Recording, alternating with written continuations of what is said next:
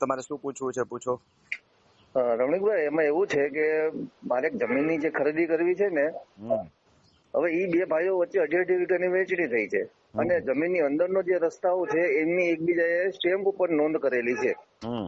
જે સ્ટેમ્પ ઉપર નોંધ કરેલી છે એમાંથી એક વ્યક્તિની સ્ટેમ્પની નોંધ ખોવાઈ ગઈ, જે પાર્ટીએ વેચવાની છે. તો આપણે પોતે ખરીદનાર છે, તો એ નોંધ માટે શું કરવું? એ નોંધ એનો બીજો ભાઈ એને હેલ્પ નથી કરતો. તો એમાં ન પડાય, સીધો હિસાબ છે. બરાબર, સીધો હિસાબ છે, એ વસ્તુમાં ન પડાય. કારણ કે આપણે હાથે કરીને આવા ઉડતા કજિયા શું કામ લેવા?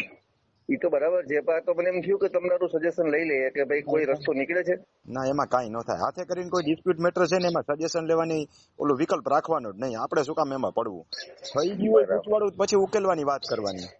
કારણ કે ઉકેલવાની ગૂંચમાં છે ને, કોઈ ગૂંચ ઉકેલે ને એટલે કટકો થાય, ખબર છે ને, પછી ગાંઠ મારવી પડે. હાંધા એટલા વાંધા આપણામાં કહેવત છે. એટલે આપણે હાંધા વાળું શું કામ લેવું? પૂરા પૈસા દઈને લેવું છે તો એક ઉપર થોડું ભૂંગળું ભાંગ્યું છે, કહેવત છે ને.